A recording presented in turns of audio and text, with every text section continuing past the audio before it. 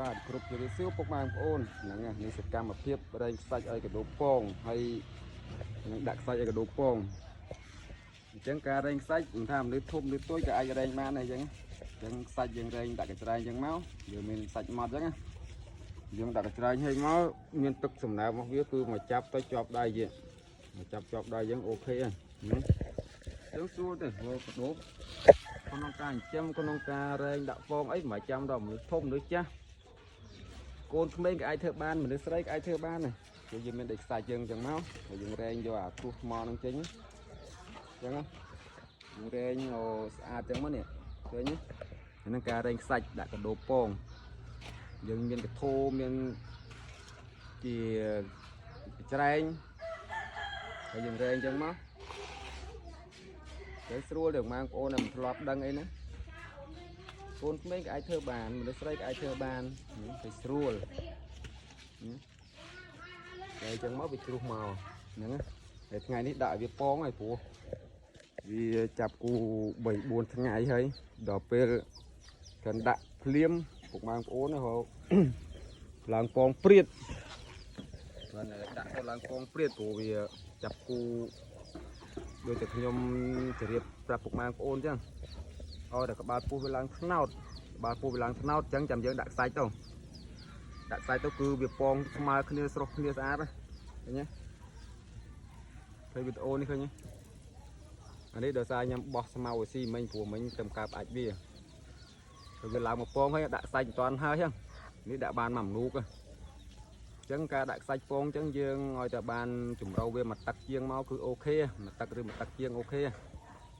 ហើយអានោះមិញទៅដាក់បានតិចមកខ្វះខ្សាច់នេះឃើញបងប្អូនឃើញក្បាលពោះវាឡើងថ្នោតទៀតអញ្ចឹងដាក់មកវាឡើងពងព្រាតនោះអានោះវិញវាឡើងពងឃើញទេដាក់ភ្លាមពងភ្លាមអញ្ចឹងពុកម៉ែបងប្អូនបើចង់បានពងពួយទៅចិញ្ចឹមបន្តអីចាំតាក់ទងមកតាមឆាត Telegram ឬក៏លេខទូរស័ព្ទដាក់នៅលើអេក្រង់ហ្នឹងណាអញ្ចឹងឃើញថាវាថ្ងៃនេះគាត់ដាក់ភ្លាមពងផ្លែតមកអញ្ចឹងពងស្រស់គ្នាល្អអត់ប្រដាក់គ្នាអានេះដោយសារខ្ញុំដាក់ស្មៅកក់ដាក់ស្មៅកក់ឲ្យវាស៊ីអញ្ចឹងវាទៅស៊ីដល់វាស៊ីខ្លាំងយ៉ាងហើយបន្តិចវាឡើងមកពងព្រាតនេះតែមិញពងមកប្រាវមិញក៏ច្រើនដែរណានេះពុកម៉ែបងប្អូននេះអញ្ចឹងកដោបឲ្យតែវាចាប់គូហើយយើងឃើញក្បាលពោះវាឡើងពណ៌ត្នោតតែវាឡើងពណ៌ត្នោតអាហ្នឹងវាមានពងដោយសារវាពងនៅក្នុងពោះគឺពោះវាពណ៌ត្នោតបើវាអត់ទាន់មានពងនៅក្នុងពោះទេគឺក្បាលពោះវាពណ៌សតែចាប់គូមិញមិនតិចទេលោកវិស៊ីខ្ញុំទៅនេះហើយមិនទាន់បានកាត់ស្មៅឲ្យទៀតហ្នឹងស៊ីអាស្មៅកក់យើងណាវាមានបាមួយល្អអស់តោះវាចុះមកស៊ីម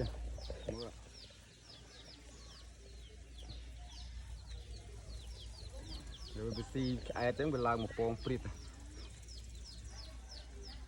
ញ្ចឹងពុកម៉ែបងប្អូនដែលដៃថ្មីអីហ្នឹងដែលមិនធ្លាប់ដឹងឥឡូវខ្ញុំធ្វើវីដេអូចែកជូនពុកម៉ែបងប្អូនហ្នឹងអញ្ចឹងការដាក់ខ្សាច់ឲ្យកដោពងមានតែប៉ុណ្្នឹងទេយើងមើលតែក្បាលពោះវាឡើងពណ៌ត្នោតខ្លាំងអាហ្នឹងពុកម៉ែបងប្អូនដាក់ចុះអាហ្នឹងវាពងស្រស់គ្នាស្មើគ្នាល្អចឹងអរគុណច្រើនពុកម៉ែបងប្អូនជួបគ្នានៅវីដេអូក្រោយទៀត